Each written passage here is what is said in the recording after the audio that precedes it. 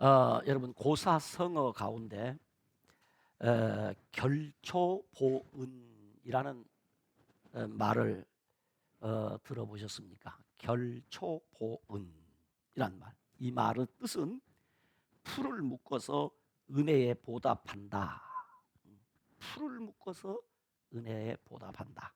또는 은혜가 사무쳐서 죽어서도 잊지 않고 갚는다.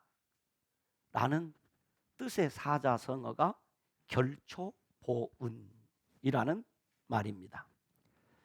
춘추 전국 시대에 진나라에 위무라는 사람에게는 아주 예쁘고 아름다운 젊은 애첩이 하나 있었습니다. 그런데 이 위무라는 사람이 중병에 걸리자 그 아들 위가에게 부탁을 합니다. 내가 죽으면 내 애첩을 다른 사람에게 시집을 보내도록 하라 라고 아들에게 부탁을 합니다.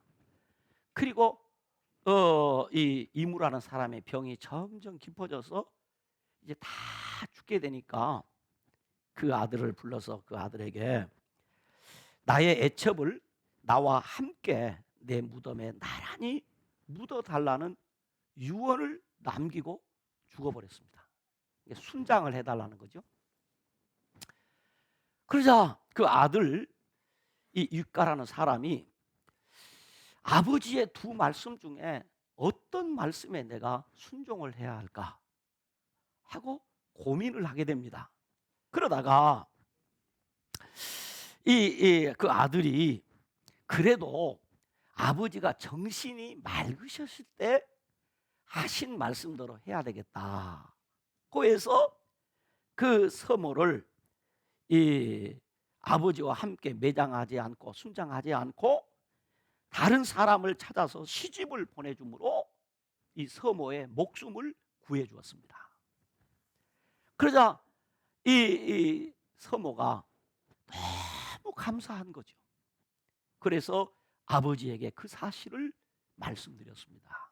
사실 내가 무덤에 묻혀야 되는 그것을 이 순장이라고 하는데 무덤에 묻혀야 되는데 아들이 어쨌든 아들이니까 아들 이가가 나를 아버지 무덤에 묻지 않고 이렇게 시집을 보내줬습니다. 너무 감사한 일입니다 라고 하자 그 친정 아버지가 내가 반드시 그 은혜를 갚아야 되겠다 라고 이렇게 말씀을 하셨습니다. 그런데 이가라는 사람이 전쟁에 나가서 전쟁에 나갔는데 전쟁이 큰 위기를 당했습니다. 군사력이 그만 딸려서 그 적군에게 쫓기게 되었습니다. 그 쫓는 중에 뒤돌아 보니까 그 적군이 막 지금 달려오는데 그 중간에 연세가 많은 노인 한 분이 그 들판 미들이라고 하는 아주 길긴 풀이 있는데 그 풀을 열심히 묶고 계시는 겁니다.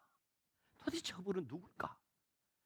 근데 부지런히 이 할아버지가 이 풀을 막 묶고 있는 거죠. 그래서 조금 있으니까 적군들이 말을 타고 막 달려옵니다. 그런데 보니까 달려오던 말들이 그 노인이 묶어놓은 풀에 걸려서 그냥 막 꼬꾸라지는 겁니다. 그러자 이과가 병사들이 꼬나가서 그 적군들을 다 물렸습니다.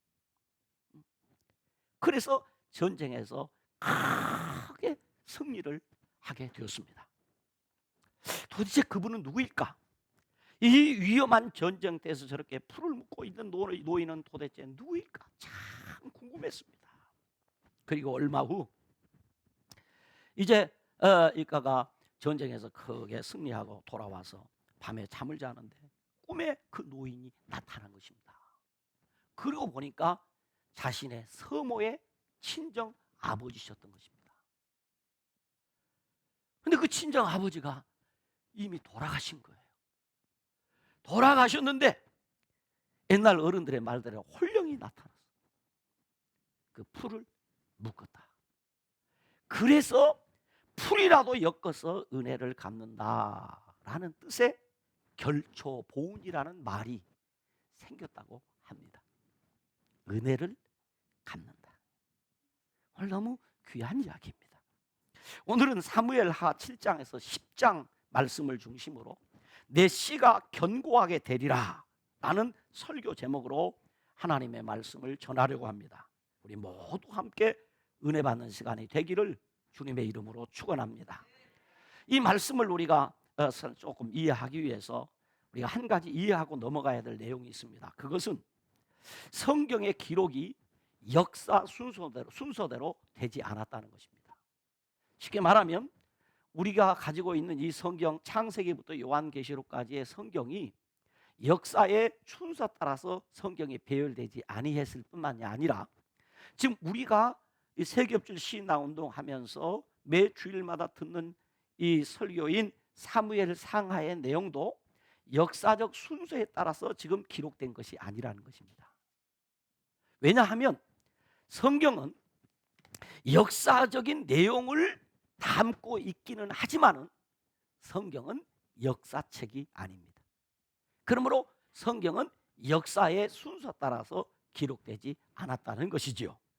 오늘 우리가 살펴보게 될 사무엘하 7장에서 10장의 내용도 역사적 순서로 보면은 8장이 먼저이고 그 다음에 9장, 그 다음에 7장, 그 다음에 10장의 내용이 역사적 순서입니다. 성경을 읽다가 좀 순서가 잘 안 맞는 것 같다 라는 여러분 느낌을 갖게 되는 것은 바로 그 때문입니다. 그래서 저는 먼저 8장과 10장의 내용을 살펴보고 그 다음에 9장의 내용을 살피고 이제 세 번째로 7장의 내용을 살펴보려고 하는 것입니다. 역사적 사서에 따라서 내용 정리를 그렇게 해보았다 이 말씀입니다. 첫째는 8장과 10장의 내용을 요약할 수 있는 말은 하나님께서 이기게 하셨다. 하나님께서 이기게 하셨습니다 라는 내용입니다. 8장 6절과 14절에 보면 반복해서 나오는 말씀이 다윗이 어디로 가든지 여호와께서 이기게 하셨더라. 여러분, 하나님께서 우리의 삶에 은혜를 주시고 복을 주시면 어디를 가도 이기고 무엇을 해도 잘 되고 하나님이 복 주시면 그런다. 어떤 사람 보면 무슨 일을 해도 잘 되는 사람이 있어요. 무슨 일을 해도 복 받는 사람이 있단 말이에요. 그 반대로 무슨 일을 해도 안 되는 사람이 있습니다. 어디를 가도 안 되는 사람이 있습니다. 그래서 여기를 가보고 저기를 가봐도 그 사람은 안 돼. 왜? 하나님이 길을 막으시고 하나님이 하는 일에 복을 주지 아니하시면 안 되는 겁니다. 그런데 오늘 성경은 말합니다. 다윗이 어디로 가든지 여호와께서 이기게 하셨더라 라는 그 말씀대로 하나님께서 아람과 모압과 암몬과 블레셋, 아말렉, 에돔, 소바와의 모든 전쟁에서 이기게 하셨다 라는 기록이 사무엘하 8장과 10장에 나오는 내용입니다. 그리고 조공을 바치던 나라에서 조공을 받는 나라가 되게 주셨다 이 말이에요.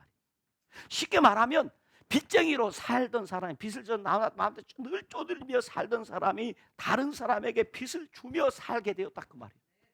여러분, 그런 은혜가 있기를 주님의 이름으로 축원합니다.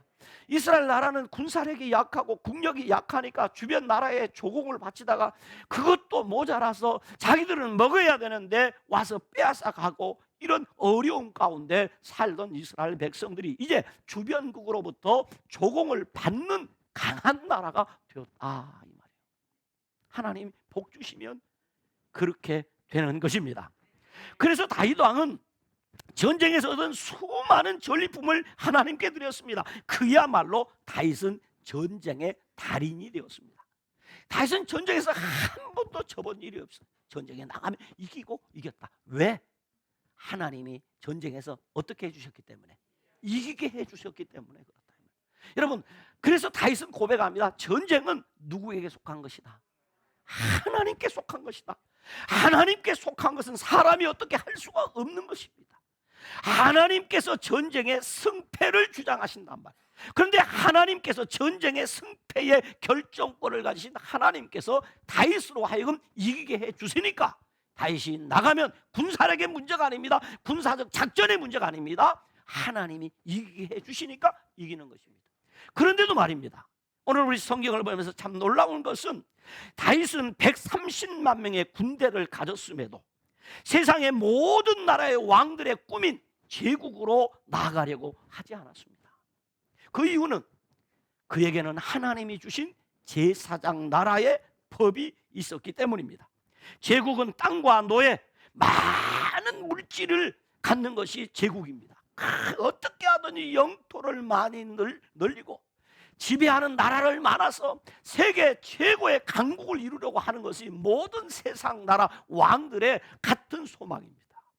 여러분, 사업을 하는 사람들도 모두 같은 꿈이 하나 있습니다. 그것은 어떻게 하든지 사업을 더 확장하고 확장해서 그룹을 만드는 겁니다. 그래서 그냥 자기보다 약한 기업들을 살리는 것이 아니라 집어삼키는 것이 이 세상의 원리입니다. 그러니까 여러분요, 가진 사람이 더 무서워요. 왜? 가져본 사람이 더 가지려고 하는 것이 이 세상의 원리란 말입니다. 그런데 다윗은 주변 국가의 전쟁에서 한 번도 패해본 적이 없고 전쟁에 나가기만 하면 이기는데도 더 이상 더 나라의 영역을 확대하려고 하지 않았습니다. 왜 그런가? 다윗이 세우려고 하는 나라는 제국이 아니라 제사장 나라였기 때문입니다. 그래서 이 다윗은 제사장 나라는 어떤 나라냐? 정의와 공의로 다스리는 나라입니다. 때문에 다윗은 땅을 넓히고 노예를 많이 두는 제국이 아니라 하나님께서 아브라함 때부터 꿈꾸셨던 정의와 공의가 하수처럼 흐리는 제사장 나라를 세우는 것이 다윗의 꿈이었고 소원이었습니다. 그러므로 다윗은 베냐민 지파를 중심으로 권력을 사유화하여 제사장 나라 권력의 공공성을 훼손한 사울 왕을 반면 교사로 삼아서 하나님께서 사무엘을 통해 주신 말씀대로 끝까지 권력을 사유하지 않고 제사장 나라 권력의 공공성을 지켜나갈 내각을 조직하여 각자의 자리에서 그 맡은 그 사명을 하나님의 말씀대로 성실히 직무를 수행토록 하는 것이 다윗의 마음이었고 소원이었습니다. 이것이 다윗의 마음이 하나님 보시기에 그 중심이 하나님 마음에 맞은 것입니다. 10장에 가서 보면 이런 얘기가 나옵니다. 다윗은 암몬 왕 나하스가 죽었다는 소식을 듣고 조문 사절단을 이 암몬 나라에 보냅니다. 그러자 암몬 사람들은 다윗이 보낸 조문단에 대해서 오해를 합니다. 그래서 그들의 수염을 반쯤 깎아놓고 바지를 엉덩이까지 잘라버리고 그래서 온갖 망신을 줘가지고 보냅니다. 왜냐하면 틀림없이 이 사람들이 우리나라를 정탐하러 왔을 것이다 라고 생각을 한 것입니다. 근데 그게 아니었습니다. 다윗은 그렇게 지난주에 말씀드렸던 것처럼 불법을 행하여 그가 왕이 되거나 적당히 불의와 타협해서 권력을 잡은 것이 아닙니다. 그는 철저하게 하나님의 공의와 정의를 행하는 나라, 하나님의 공의와 정의를 지키는 나라를 세우는 것이 다윗의 소원이었습니다. 여러분, 여기서 우리는 중요한 것을 배워야 합니다. 우리도 마찬가지입니다. 어떻게 하든지 성공하면 돼, 어떻게 하든지 돈을 많이 벌면 돼, 아닙니다. 하나님의 공의와 정의를 조차 행해야 하나님이 복을 주시고 은혜를 주시고 무너지지 않고 견고하게 세워주신다는 사실을 여러분 기억하시길 바랍니다. 이 암몬 왕이 이런 악행을 저지르자 다윗은 그의 장군 요압 장군과 그 동생 아비새를 보내서 큰 승리를 얻었습니다. 이것은 하나님께서 다윗으로 하여금 어디를 가든지 이기게 해주셨기 때문입니다. 그래서 시편을 읽어보면 다윗은 반복해서 하나님을 향해 찬송합니다. 나의 힘이 되신 여호와여, 내가 주를 사랑합니다. 나의 힘이 되신 여호와여, 내가 주님을 사랑합니다. 왜냐하면 그분이 나의 힘이 됐어. 그분이 나의 방패가 되어주시다. 그분이 나의 산성이 되어주셨기 때문이다 라는 고백과 간증을 하게 되는 것입니다. 여러분, 하나님의 말씀이 여러분의 고백이 되고 하나님의 말씀이 여러분의 찬송이 되고 하나님의 말씀이 여러분의 간증이 되기를 주님의 이름으로 축원합니다. 그러기 위해서는 우리가 하나님의 말씀에 순종해 살아야 됩니다. 하나님의 말씀의 은혜를 받고 그 말씀대로 살아야 그 말씀이 내게 간증이 되고 내게 축복이 되고 내게 노래가 되고 내게 고백이 되는 겁니다. 내가 하나님 말씀대로 안 살았는데 무슨 그 삶에 찬송이 나오고 기도가 나오고 감사가 나오겠습니까? 다윗은 하나님의 말씀대로 살았더니 하나님이 다윗 인생의 힘이 되어 주셨습니다. 그래서 어떤 전쟁에 나가든지 전쟁에서 이기고 또 이기는 사람이 되었습니다. 두 번째는 9장의 내용에 보면 반복해서 나오는 말씀이 있습니다. 그게 무엇인가? 하나님의 은총을 베풀리라. 9장 1절에 보면 다윗이 사울의 집에 아직도 남은 사람이 있느냐라고 물으면서 내가 요나단으로 말미암아 그 사람에게 은총을 베풀리라 라고 합니다. 그리고 3절에 가서도 보면 사울의 집에 아직도 남은 사람이 있느냐라고 하면서 내가 그 사람에게 하나님의 은총을 베풀고자 하노라 라고 합니다. 그래서 7절에 사울의 가문이 무너지던 날 유모의 품에 안겨 도망가다가 땅에 떨어져 두 다리가 부러지는 사고로 장애를 갖게 된 요나단의 아들 무비보셋이 다윗 앞에 벌벌 떨고 엎드립니다. 그때 다윗이 말합니다. 무서워하지 말라. 내가 반드시 내 아버지 요나단으로 말미암아 네게 은총을 베풀리라 라고 하면서 그 무비보셋에게 내가 네 할아버지 사울의 모든 밭을 다 내게 도로 주겠고 또 너는 항상 내 상에서 떡을 먹을지니라 라고 하며 하나님의 은총을 베푸는 모습을 볼 수 있습니다.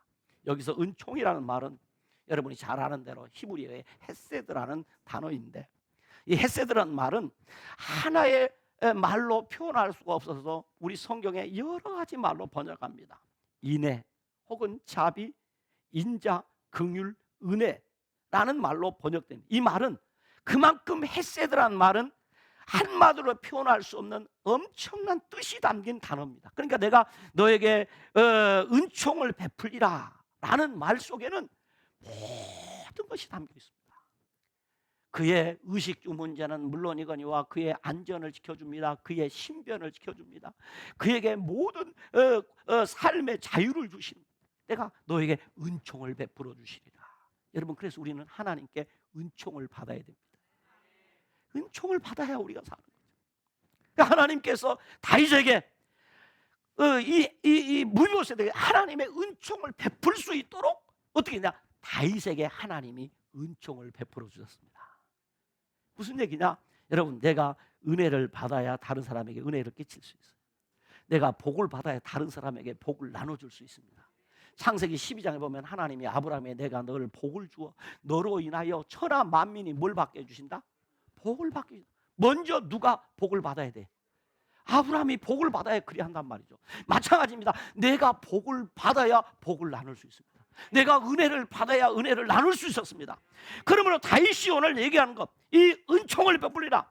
어떤 상대방이 어떤 그 상황이 어떠하든지 간에 너가 지금 두 다리를 쓰지 못하는 장애를 가지고 있다고 할지라도 나는 너에게 무조건적으로 은총을 베풀어 주겠다는 거예요. 네가 내게 어떤 다시 보답이 없다고 할지라도, 네가 나에게 대갚을 수 없다고 할지라도 나는 너에게 호의를 베풀 것이고 사랑을 베풀 것이고 자비를 베풀 것이고 긍휼히 여길 것이다. 왜냐하면 다윗이 하나님의 은총을 받았기 때문입니다. 그것이 바로 하나님의 은총이에요. 저와 여러분도 이 하나님의 은총 안에 있는 줄로 믿습니다. 다윗은 오래전 도망자로 살아갈 때 요나단을 통해서 하나님의 은총을 받았습니다. 꼼짝없이 죽을 수밖에 없는 상황에 하나님께서 요나단을 그에게 붙이셔서 다윗의 생명을 보존받도록 해서 은총을 받았어요. 이제 오래전 요나단과 맺은 언약과 그리고 사울왕과 맺은 언약을 지켜서 무비보셋에게 하나님의 은총을 베풀므로 정적인 베냐민 지파까지 끌어안는 정치로 공의와 정의를 실천하는 제사장 나라 정치를 실천할 수 있게 되었습니다. 이제 세 번째로 다윗은 하나님의 은혜를 생각했습니다. 하나님의 은혜를 생각했어요. 하나님이 나를 이기게 하셨다. 하나님이 나에게 은총을 베풀어 주셨다. 이 은혜를 생각한 겁니다. 다시 말하면 다윗은 지금 정치적으로, 경제적으로, 군사적으로 기틀을 안정적으로 마련했습니다. 밖으로는 국토를 회복하였고 안으로는 수도를 예루살렘으로 옮김으로 명실공히 통일 이스라엘의 왕이 되었습니다. 그리고 하나님의 법궤를 예루살렘으로 옮김으로 자신과 백성들의 마음을 하나님께로 돌려놓았습니다. 백성들을 하나로 통합하는 상징적인 일로 선왕의 손자인 무비보셋을 왕궁에 데려와서 함께 살며 그의 모든 것을 회복시킴으로 요나단과의 약속을 지킬 뿐만 아니라 사울 왕을 지지하고 따르던 사람들의 마음까지도 모두 얻게 되었습니다.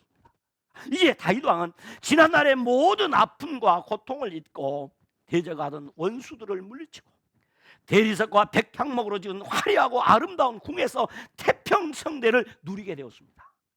이보다 더 좋을 수가 없었습니다. 그때 다윗 왕은 그동안 하나님께 받은 은혜와 축복은 너무나 큰데 자신이 하나님을 위하여 행한 일은 너무나 작다는 것을 깨달았습니다. 받은 은혜는 큰데 하나님 앞에 행한 일이 너무 작다는 것입니다. 그래서 내가 하나님을 위해서 이 받은 은혜를 어떻게 해야 될까? 라는 생각을 하게 됩니다. 하나님의 은혜와 축복을 생각하며 새로운 축복의 꿈을 그는 꾸게 되었습니다.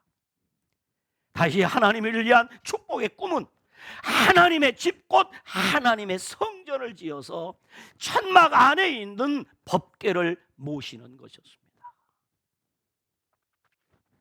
다윗은 자신의 생각을 먼저 왕궁 선지자인 나단에게 말했습니다. 하나님의 집을 짓겠다고 나단 선지자에게 말했더니 나단 선지자가 너무 좋습니다, 잘하셨습니다, 꼭 그렇게 하십시오. 선지자도 좋아했습니다. 요즘 말로 말하면 여러분이 하나님 앞에 거룩한 소원을 가지고 목사님에게 말씀드렸더니 목사님이 참 어떻게 그런 생각을 하셨느냐고, 참 잘하셨다고, 그리 하도록 하라고, 그리 말씀한 것과 똑같이 오늘 이 나단 선지자가 그랬어요. 그래 너무 좋아서 나단 선지자가 이 다윗이 하나님의 성전을 짓겠다는 이야기를 듣고 그 밤에 하나님께 기도한 거지. 하나님, 다윗이 하나님을 위해서 집을 짓겠다고 합니다. 하나님을 위해서 성전을 짓겠다고 합니다. 하나님, 다윗에게 복을 주셔야 되겠습니다. 그렇게 기도한 거지. 다윗이 그러니까 나단 선지자가 그렇게 안고 하나님 앞에 기도했더니 하나님께서 성전 건축을 허락해 주시는데 세 가지 조건을 내세웁니다. 성전 건축을 하기는 하는데 세 가지. 첫째는 성전 건축은 하나님께서 주신 설계도대로 해야 된다는 겁니다. 네 마음대로 안 지으면 안 된다는 거예요. 하나님이 가만둬라 그러면서도 하나님 마음속에 무슨 마음이 있어야 되냐, 이제 이 백성들의 마음을 하나로 모을 수 있는 성전이 필요함을 하나님은 이미 계획을 가지고 계셨어요. 그러나 한 번도 하나님이 말씀을 안 하셨어요. 그런데 다윗이 하나님의 마음을 알았어요. 효자는요, 부모님이 말씀 안 해도 부모님 마음을 읽어서 부모님을 섬깁니다. 마찬가지요. 하나님 앞에서도 하나님이 무엇을 원하는지 말씀 안 하셔도 하나님의 마음을 아는 사람은 하나님이 원하는 것이 무엇인지 알아요. 아, 성전 하나님 말씀 안 하셨어요. 그래서 다윗이 그 마음을 알고 성전 짓겠습니다 그랬더니 가만두지. 그러면서 하나님 뭘 줘요? 설계도를 주시는 거예요. 500년 전에 모세에게 법계 설계도를 주셨던 하나님께서 500년 만에 다윗에게 성전 설계도를 주신 거예요. 그래서 솔로몬이 성전 건축할 때 어떻게 건축하느냐, 아버지로부터 받은 성전 설계도대로 성전을 짓는 거죠. 네 마음대로 하지 말아야 됩니다. 여러분 마찬가지입니다. 우리가 하나님 앞에 소원을 가지고 기도하면요, 하나님이 하나님의 계획서를 내게 주시는 거예요. 왜? 그렇게 해야 내가 하나님의 복을 받기 때문에. 두 번째는 다윗은 성전 건축 준비만 해야 한다는 것입니다. 성전 건축의 준비만 하고 성전 건축은 네 아들이 하도록 하라. 이 말은 너도 복을 받고 네 아들 때도 복을 받도록 해야 된다 이 말이에요. 너도 복을 받고 네 아들 때도 복을 받도록 하라 이 말이에요. 제국주의 건축물이 아니라 정말 제사적 날의 건축물이 되도록 네가 외국에서 찬탈에다가 성전을 짓지 말고 너가 헌신해서 지어라. 그래서 다윗이 나중에 어떻게 합니까? 우리가 공부하게 될 것입니다만은 다윗이 성전 건축을 위해서 어마어마한 성전 건축 헌금을 드립니다. 그래서 그 아들 솔로몬이 성전을 건축함으로 솔로몬이 복을 받는데 전무후무한 복을 받습니다. 이렇게 하라. 세 번째는 성전 건축은 다윗의 아들 때 해야 된다 이 말입니다. 너는 준비하고 아들이 짓게 하라. 하나님께서는 이렇게 다윗에게 성전 건축을 허락해 주시면서 다윗에게 주신 말씀이 내 씨로 내 나라가 견고하게 되리라. 이 성전 때문에 내 씨가 견고하게 되리라. 너의 후손들이 두고 복을 받으리라. 왜 그랬을까요? 하나님이 그만큼 기뻐하는 일을 했다는 거죠. 그래서 하나님께서 내 씨로 내 나라가 견고하게 하리라는 핵심 내용이 담긴 그 유명한 다윗 언약을 다윗에게 주신 거예요. 다윗 언약을 7장 8절에서 16절에 기록된 다윗 언약의 내용을 요약하면 대략 이렇습니다. 하나님께서는 다윗을 목장에서 양치는 자를 데려다가 이스라엘의 주권자로 삼아주셨다. 하나님께서 저 들녘에서 양이나 치는 목자로 살던 다윗을 불러다가 이스라엘 민족을 먹이는 목자가 되게 해주셨다. 하나님 복 주셨다 이 말입니다. 하나님 복 주셨어. 그러므로 이제 내가 이스라엘의 주권자를 널 삼아주셨으니까 9절에 무엇이라고 말하는가 우리 성경을 한번 봅니다. 사무엘하 7장 9절을 같이 읽어보도록 하겠습니다. 성경 펼치시고 같이 읽습니다. 시작. 내가 가는 모든 곳에서 내가 너와 함께 있어 내 모든 원수를 내 앞에서 멸하였은즉 땅에서 위대한 자들의 이름같이 내 이름을 위대하게 만들어주리라. 내 이름을 위대하게 만들어주리라. 그래서 지금도 세상 모든 사람들이 예수를 안 믿어도 다 몰라도 누구는 안다. 다윗은 알아요. 왜? 하나님이 다윗의 이름을 뭐 해주셨기 때문에 위대하게 만들어 주셨기 때문이다. 그러니까 영원히 기념될 만한 명예를 얻게 해주신다는 약속입니다. 그래서 이 다윗의 이름이 그렇게 유명한 그 사람들이 지금도 다윗의 이름을 자기 이름으로 데이비드, 다윗이라는 얘기, 영어로 데이비드, 다윗. 그 데이비드라는 이름을 쓰는 사람이 많아요. 다윗이다 이 말이죠. 유명하게 해준 그 이름이. 그런데 그 유명한 이름이 다윗 때에서 끝나지 아니하고 하나님께서 하늘에 있는 자들이나 땅에 있는 자들과 땅 아래에 있는 모든 자들이 그 무릎을 꿇고 모든 이름으로 불러 하나님께 영광을 돌리는 이름, 모든 이름 위에 뛰어난 이름을 가지신 예수님께서 다윗 언약을 결국 성취합니다. 예수님의 이름이 왜 이렇게 유명한 이름이 되느냐? 모든 사람이 그 이름 앞에 무릎을 꿇게 되느냐? 모든 사람이 그 입으로 예수님이 주님이라고 부르게 되느냐? 하나님께서 다윗에게 준 이 다윗 언약의 성취로 주신 거예요. 그래서 우리도 예수님을 나의 구주와 주님으로 불러 믿는 것입니다. 이런 하나님의 은혜를 주셨다. 두 번째는 10절 말씀에 보면 이렇게 기록합니다. 10절 말씀을 읽습니다. 시작. 내가 또 내 백성 이스라엘 위하여 한 곳을 정하여 그를 심고 그를 거주하게 하고 다시 옮기지 못하게 하며 악한 종류로 전과 같이 그들을 해하지 못하게 하여. 뭐 하신다고요? 내가 내 백성 이스라엘을 위하여 한 곳을 정하여 그를 심겠다. 곧 방황과 환난의 삶을 살지 않도록 하시기 위해서 그 누구도 해하지 못하도록 지켜주겠다. 삶을 안전을 지켜주겠다 이거죠. 그 다음에 11절에 보면 이렇게 기록합니다. 11절 같이 읽습니다. 시작. 전에 내가 사사에게 명령하여 내 백성 이스라엘 다스리던 때와 같지 아니하고 너를 모든 원색에서 벗어나 편히 쉬게 하리라. 여호와가 또 내게 이르노니 여호와가 너를 위하여 집을 짓고 뭐 한다니까 너를 모든 원수에게서 벗어나서 편히 쉬게 하리라 하는 이야기입니다. 그 다음에 12절에 보면 또 이렇게 얘기합니다. 12절 읽어봅니다. 시작. 내 수완이 차서 내 조상들과 함께 누울 때 내가 내 몸에서 날 내 씨를 내 뒤에 세워 그의 나라를 견고하게 하리라 하고 했습니다. 무슨 얘기입니까? 다윗 왕조를 견고히 세워주시겠다는 축복 계승의 약속입니다. 내가 반드시 너에게 준 이 축복을 너만이 아니라 내 대대로 네 후손들에게 이 축복을 계승해 주리라. 여러분, 어떤 사람은 내가 복을 받아서 내 당대에 끝나버리는 인생이 있어요. 아니고, 여러분, 내가 받은 은혜와 축복을 우리 후손들에게 아름답게 계승하는 이런 은혜가 여러분에게도 있기를 주님의 이름으로 축원합니다. 축복을 계승해 주겠다 그랬어요. 그 다음에 13절에 보면 이렇게 기록합니다. 13절 또 읽어봅니다. 시작. 그는 내 이름을 위하여 집을 건축할 것이요 나는 그의 나라 왕위를 영원히 견고하게 하리라 라고 했습니다. 무슨 얘기입니까?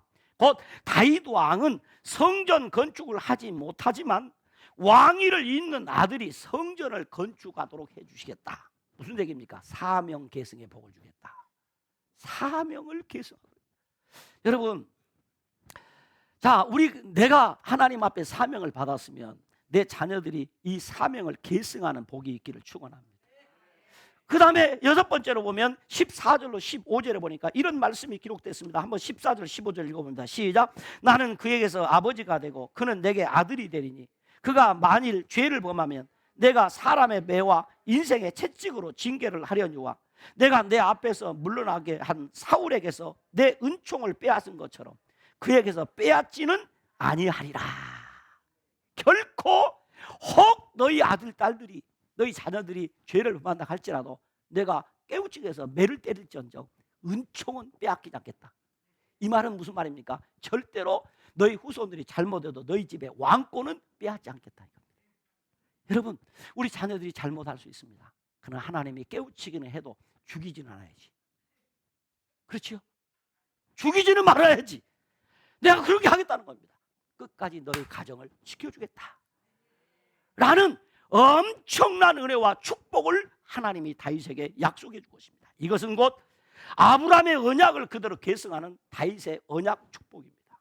여기서 중요한 단어가 세 가지입니다. 첫째는 집이라는 단어입니다. 이것은 다윗의 육신의 가문을 뜻할 뿐만 아니라 다윗 왕국을 말합니다. 곧 하나님의 성전까지를 포함한 말입니다. 두 번째는 씨란 단어입니다. 곧 자손 후손을 말합니다. 솔로몬을 가르칠 뿐만 아니라 앞으로 계속해서 올 다윗 왕조 곧 예수 그리스도의 세계를 약속한 것입니다. 네 번째는 나라입니다. 영토와 국민과 주권을 의미하기도 하지만은 다윗의 통치권을 말합니다. 그러니까 다윗 언약의 표어는 집, 씨, 나라입니다. 그의 집안을 하나님이 지켜주겠다.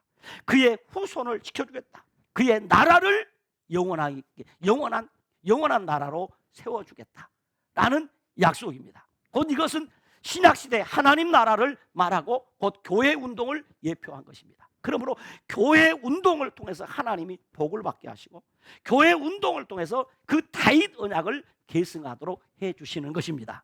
그러면 하나님께서 다윗의 집에 복을 주시고 다윗의 씨에게 복을 주시고 다윗의 나라를 왕성하게 하시며 견고하게 하려는 그 말씀입니다. 그래서 마태복음 1장 1절을 시작할 때 아브라함과 다윗의 자손 예수 그리스도의 계보라라는 말은 아브라함과 다윗의 언약을 계승한 역사라 이 말입니다. 그래서 오늘 또 우리가 예수 그리스도를 믿음으로 아브라함의 언약을 계승하고 다윗의 언약을 계승받게 되는 것입니다.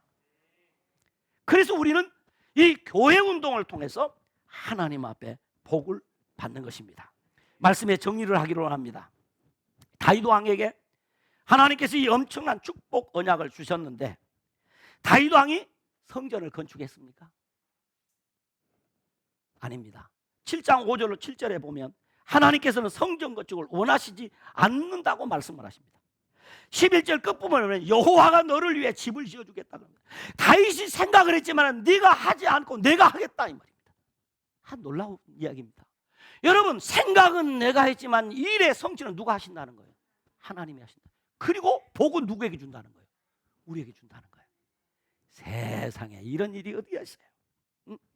12절 13절에 보면 내 몸에서 날 실어 내 뒤에 세워 그의 나라를 견고하게 하리라. 그는 내 이름을 위해 집을 건축할 거야. 네 아들이 할 것이다. 열왕기상 5장 3절에 보면 솔로몬은 말하기를 내 아버지 다윗이 사방의 전쟁으로 말미암아 그의 하나님 여호와의 이름을 위하여 성전을 건축하지 못했다고 말합니다. 역대상 22장 8절에 보면 하나님께서 말씀하시기를 너는 피를 심히 많이 흘렸고 크게 전쟁하였느니라. 네가 내 앞에서 땅에 피를 많이 흘렸은즉 내 이름을 위하여 성전을 건축하지 못하리라 그랬어요. 하나님이 다윗에게 하지 않도록 해주셨어요. 그런데 하나님께서는 다윗에게 엄청난 큰 복을 주셨어요. 무엇 때문에 하나님께서는 이 다윗에게 이렇게 엄청난 복을 주셔서 다윗이 받은 복은 이스라엘 역사에 전무후무한 복을 받았습니다. 어떻게 그랬을까요? 사도행전 13장 22절에 보니까 하나님은 이렇게 말씀합니다. 내가 이세 아들 다윗을 만나니 내 마음에 맞는 사람이라 내 뜻을 다 이루리라. 여기 중요한 말이 내 마음에 맞는 사람이라는 말씀입니다. 7장 1절로 2절에 보면 여호와께서 주위의 모든 원수를 무찌르사 왕으로 궁에 평안히 살게 하신 때에 왕이 선지자 나단에게 이르되 볼지어다 나는 백향목 궁에 살거든 하나님의 궤는 휘장 가운데 있도다 라고 하면서 하나님의 은혜를 생각하며 그 은혜에 보답하지 못한 것에 대해서 아픈 마음을 표현합니다. 하나님의 은혜를 내가 갚아야 되는데 하나님의 은혜를 생각하면서 그는 예루살렘 성전 천년 시대를 연 것입니다. 예루살렘 천년을 여는 거죠. 그러니 이 생각은 다윗의 생각이 아니라 하나님의 마음에 담긴 생각이었습니다. 그래서 저는 늘 그런 기도를 합니다. 하나님, 내 마음에 주님의 마음을 담으시고 내 생각 주머니에 주님의 생각을 담으시옵소서. 주님의 마음으로 주의 일을 하게 하시고 주님의 생각으로 주의 일을 할 수 있는 은혜를 달라고 기도합니다. 바로 이것입니다. 우리는 여기서 아주 중요한 진리를 깨닫습니다.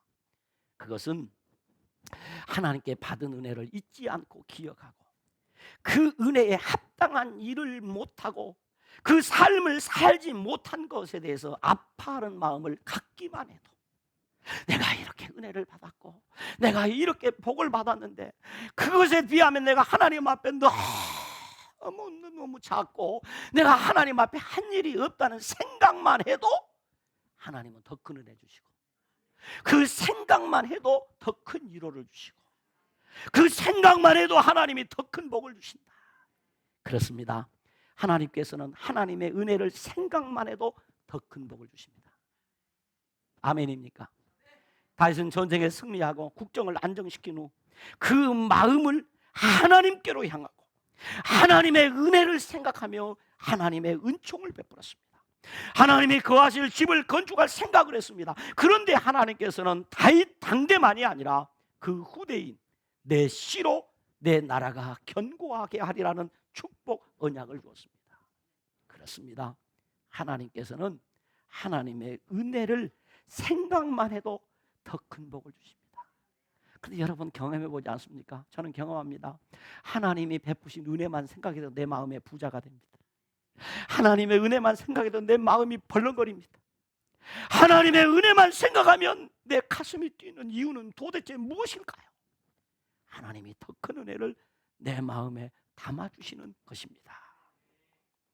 사람 중에는 은혜를 기억하며 사는 사람이 있고 지난날에 받은 상처만을 기억하며 사는 사람이 있습니다. 은혜를 기억하는 사람은 감사하며 삽니다.